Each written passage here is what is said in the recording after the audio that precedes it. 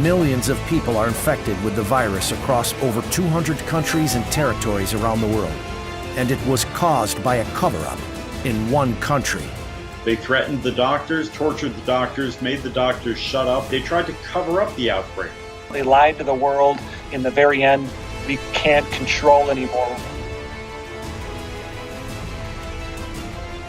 They need blood to fuel the CCP tumor, and that blood is dollars. Wall Street is indeed helping the CCP and strengthening it.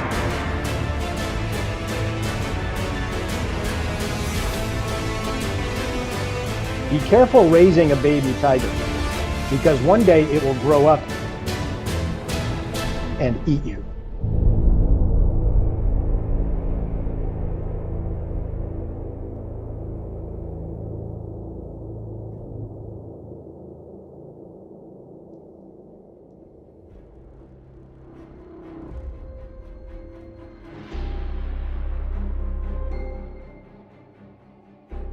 Let's start with Wall Street. The CCP virus began to spread in New York in early March, yet Wall Street did not shut down. Even into April, some JP Morgan Chase traders in New York were required to work despite the pandemic, and despite an outbreak at their offices. One manager-director on the 5th floor developed symptoms on March 9th and subsequently tested positive. In the following 3 weeks, about 20 employees were infected with the CCP virus, and 65 others were quarantined. JP Morgan Chase is an old friend of the CCP. In 1973, Chase Manhattan was the first American bank to act as an agent of the Bank of China in the United States, 6 years before the two countries established formal diplomatic relations. Led by JP Morgan Chase, Wall Street has channeled huge amounts of money to the CCP over the past 40 years. JP Morgan Chase launched the Sons and Daughters hiring program in 2006, hiring about 100 children of powerful Chinese officials to help the bank win billions in business contracts with China. The large Wall Street banks and other large American in-name-only companies were more interested in making as much money as they could by trading with a mortal enemy than in abiding by American laws and American standards and upholding American values. I'm sure if you dug around and looked around, you'd find that JP Morgan wasn't alone in that kind of practice. JP Morgan Chase later admitted the Sons and Daughters program violated the U.S. Foreign Corrupt Practices Act, FCPA, and it paid more than $200 million in settlements to avoid further investigation and prosecution. Through the exchange of benefits, the Western companies get special treatment from the parents of the second generation of Reds. In return, they are plainly using their power for money. Western values have had little influence on the CCP, while many Westerners have learned the values and bad behaviors of the CCP. Jamie Dimon, CEO of JP Morgan Chase, is the chairman of a powerful lobby, Business Roundtable. Dimon strongly opposed increasing tariffs on Chinese products in 2018 when the White House imposed measures amid the trade war. The measures were aimed at stopping the CCP's trade practices that undermine the global trade order. We should try to be friendly and understand their problems. Dimon is not alone. The elites on Wall Street have frequently lobbied for Beijing and Washington over the past few decades.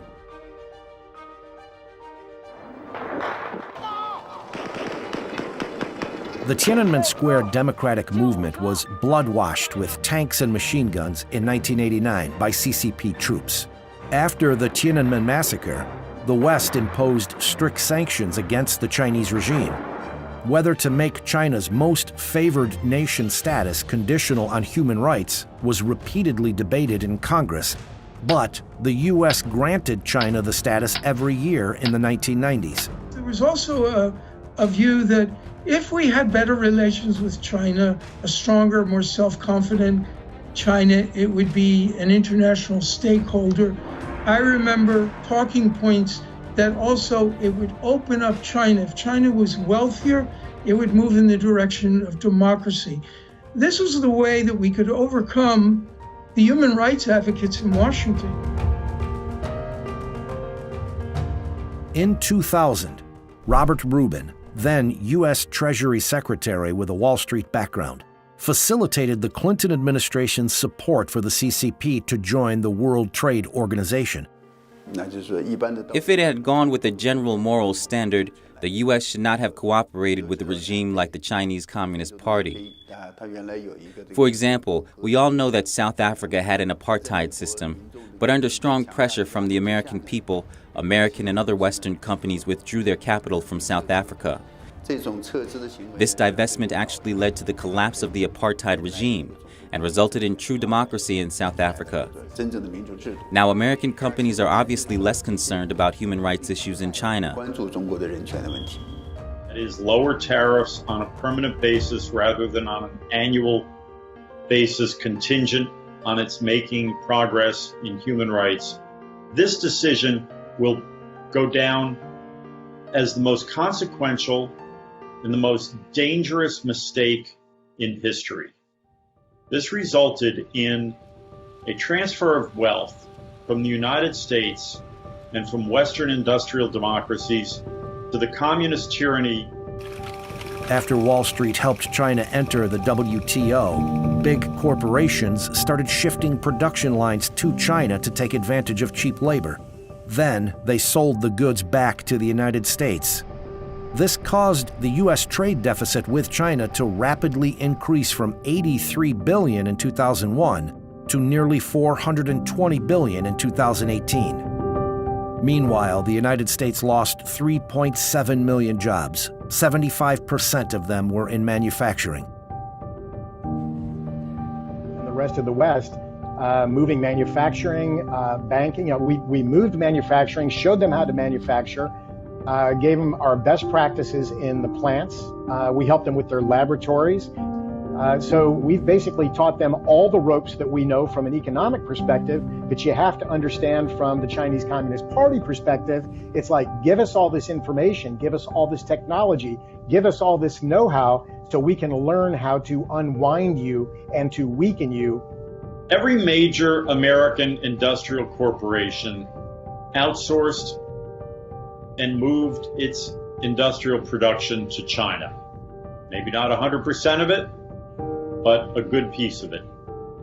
They saw replacing well-paid American labor with cheap Chinese labor boost their stock price. They were driven to do this by the Wall Street financiers.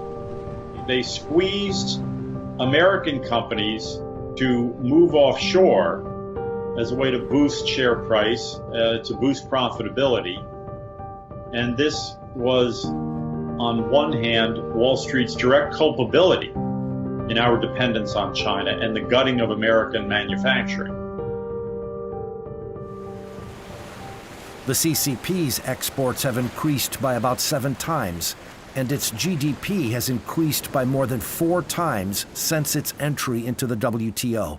The CCP has also obtained the financial power to expand its global political influence. As we know, many of these enterprises are actually foreign exchange earning-oriented enterprises that export to the United States and Europe, including the United Kingdom.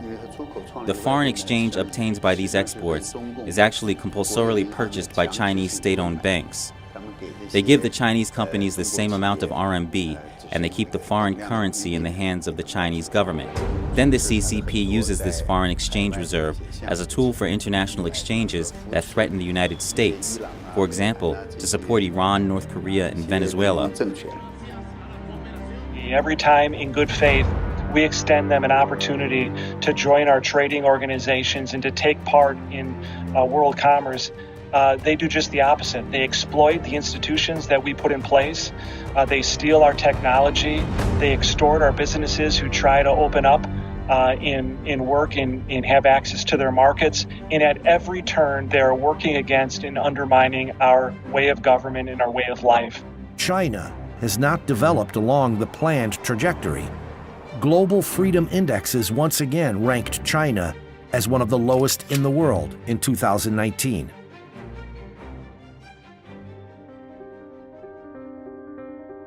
Wall Street helped the first Chinese company, state-owned Brilliance Auto, get listed on the New York Stock Exchange in October 1992, 3 years after the Tiananmen Square massacre. Soon, companies from mainland China came to America one after another. As of February 25, 2019, there were over 150 Chinese companies listed on U.S. exchanges with a total market capitalization of $1.2 trillion. The top 3 are Alibaba, followed by 2 energy companies directly owned by the communist regime, PetroChina and China Petroleum and Chemical. Remember, any Chinese company is controlled and completely controlled by the Chinese Communist Party. Companies are not owned by investors and run by board of directors in China. The CCP absolutely controls it, and the larger the company, the more CCP slash executives are controlling that company. And as China grew more wealthy, and they started to develop their own indigenous companies and own indigenous industries, they turned to the Wall Street investment banks like Goldman Sachs and others to be listed on American stock exchanges. There was a problem there in that these Chinese companies don't play by the same rules that American companies play by. They don't open their books. China does not allow U.S. regulators to audit its companies' books. The Chinese government claims these are state secrets and thus cannot be shared with the outside world. This exposes American investors to unprecedented risks. In 2015, George Vlahas, an 84-year-old retired educator from Massachusetts, pleaded with Xi Jinping, who was about to visit the United States, and asked him to give a little hope to investors in America who have suffered losses.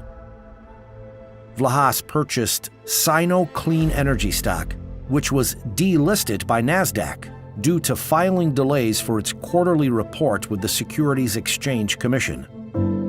As a result, Sino Energy's share price fell from a 2010 high of $10 to 5 cents in 2015.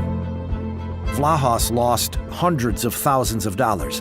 He said that if he doesn't get his money back, he will leave the world with unforgivable crimes, forcing his 76-year-old wife to seek low-income assistance, all because he believed these companies.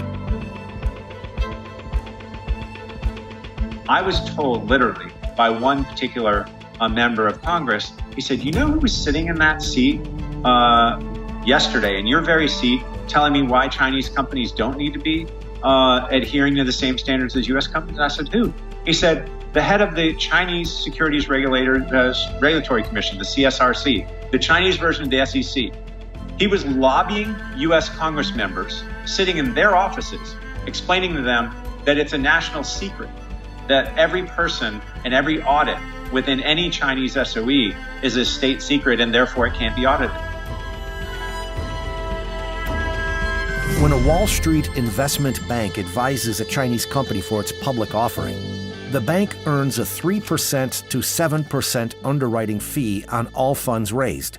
The bank is then responsible for conducting due diligent investigations into the financial records of these Chinese companies.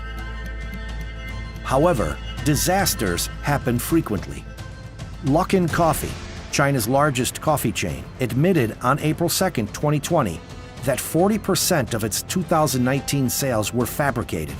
Luckin had been listed on NASDAQ for less than a year. The next day, Luckin Coffee's share fell by 80%, and investors suffered heavy losses. Underwriters of Luckin include Morgan Stanley. From 2011 to 2012, over 50 Chinese companies listed in the United States were suspended or delisted due to financial fraud or non-compliance with trading rules.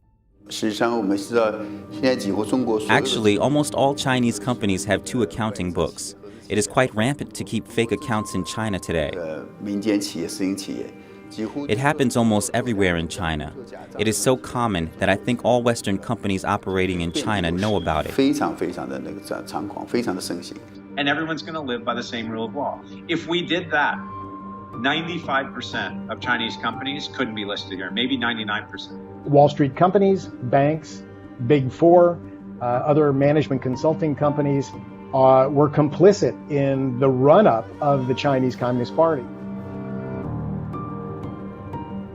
Wall Street has been pushing capital continuously into China's stock and bond markets, in addition to helping Chinese companies get listed on the U.S. stock exchanges.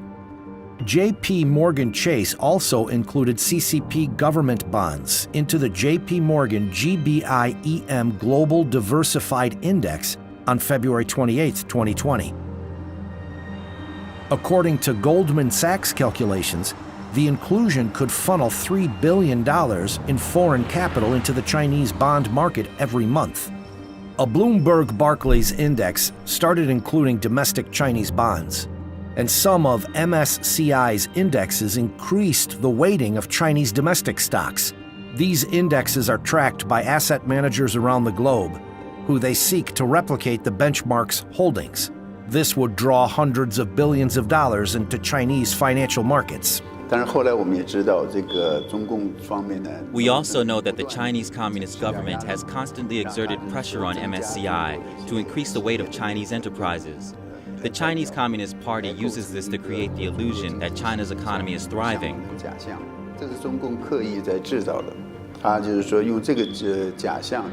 The illusion has been used in exchange for the legitimacy of its regime and to attract more funds from other countries.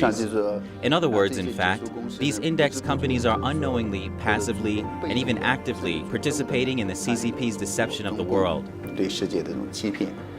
One MSCI index includes 234 Chinese A-share companies, companies listed on Chinese stock exchanges. The companies include Hikvision, that provides surveillance cameras for Xinjiang concentration camps, and state-owned AVIC, Shenyang Aircraft Company Limited, which manufactures fighter jets for the CCP military. Meanwhile, the CCP military regards the U.S. military as its #1 imaginary enemy. And they call us their enemy.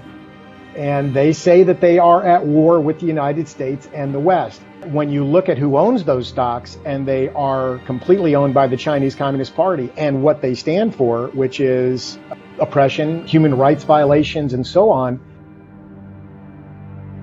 Now, the management of the Federal Retirement Thrift Investment Board has decided to track the MSCI index. This means that a portion of the $600 billion managed by the organization will flow into Chinese stocks, providing funds to companies that endanger U.S. national security and help the CCP suppress human rights. They're building the facial recognition software for the techno-totalitarian surveillance system that the Chinese Communist Party needs to maintain its grip on power, and which it's now exporting to other countries around the world. These are the kind of companies that American capital, American dollars, are being fed into by Wall Street bankers. The support from Wall Street for the CCP has obviously made it possible for the CCP to spread its ideas of communism and spread the way it governs to the world, and endangered the world. MSCI indexes also include the Chinese company Tencent, which owns the social media giant WeChat. WeChat has long helped the CCP monitor dissidents. During the epidemic, several doctors in Wuhan were suppressed by the police after exposing the truth of the virus's spread on WeChat. Kind of laying from the beginning of the process their cover-up, how they went and imprisoned scientists who dared speak the truth, how they destroyed samples, how they lied to the world, to the WHO, to the United States, and really allowed this thing to grow into something that in the very end we can't control anymore. We're just reacting to on a worldwide level. America's political and economic elite once held that helping China's economic development would eventually make the Chinese Communist Party change its pattern of behavior. Has the nature of the CCP changed over the past 40 years since the establishment of diplomatic relations between China and the United States? China has not become more democratic, it has not become more peace-loving, and it has not become more Western. It is deeply hostile to the United States and to Western values and the values of Western civilization. The people in the Communist Party ruling elite of China are highly nationalistic, and they dream of a world in which the Chinese Communist Party's totalitarian power is extended on a global scale. The CCP is the most brutal regime in the world. It has murdered over 65 million Chinese people under its various political campaigns, according to estimates in the Black Book of Communism. This death toll exceeds the sum of both world wars.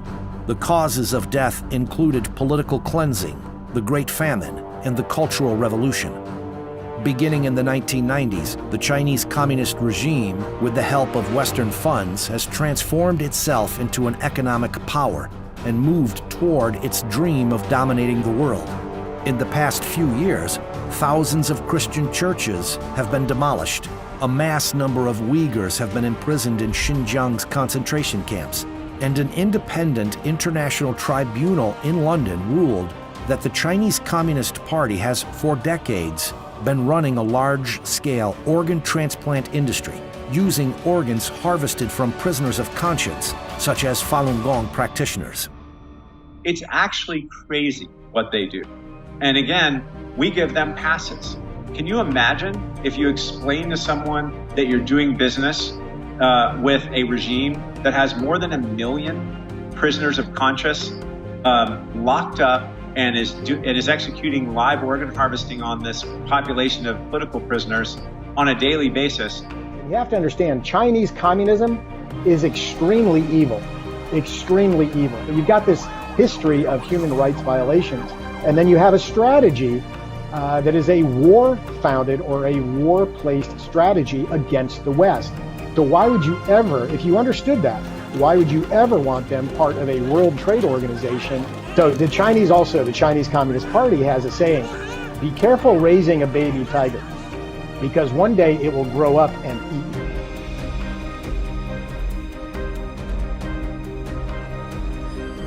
We have to realize that the Chinese Communist Party exists on a steady flow of US dollars. Its own currency is akin to toilet paper. It can't be traded on international exchanges. It has no value. They survive and thrive on a constant influx of American dollars. The CCP covered up the truth at the beginning of the epidemic. As a result, about 5 million people left Wuhan before the city was locked down on January 23rd. About 60,000 of that 5 million went to 382 cities around the world.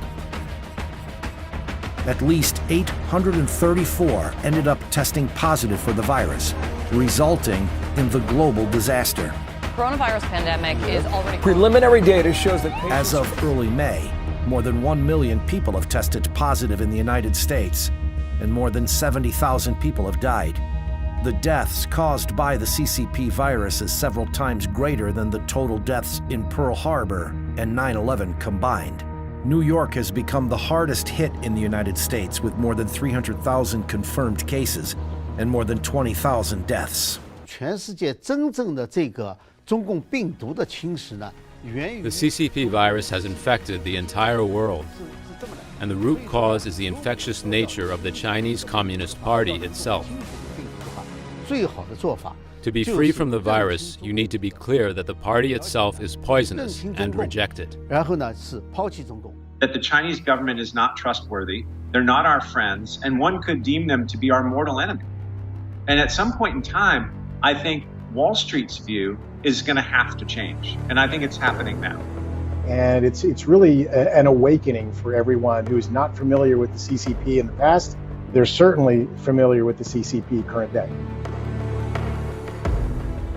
At the Federal Hall National Memorial in Manhattan, across the street from the New York Stock Exchange, the statue of President Washington gazes at this wonderful land of wealth at his feet. Over 200 years ago, when President Washington took the oath of office here, he stated that the foundations of our national policy will be laid in the pure and immutable principles of private morality. He said piously, "Since there is no truth more thoroughly established than that there exists in the economy and course of nature an indissoluble union between virtue and happiness, between duty and advantage, between the genuine maxims of an honest and magnanimous policy and the solid rewards of public prosperity and felicity. Since we ought to be no less persuaded that the propitious smiles of heaven can never be expected on a nation that disregards the eternal rules of order and right, which heaven itself has ordained." For more than 200 years, the United States has been regarded as a beacon and hope by people around the world seeking freedom. Wall Street not only represents this short, narrow street, but is also synonymous with the U.S. capital market and world financial center. Wall Street has carried many American dreams since the Gilded Age. The limit of dreams is probably the starting point of greed. The pandemic has paused everything in this magnificent, charming, and glorious capital. At this challenging, special time, people need to ponder whether they want to dance with the devil or walk with gods.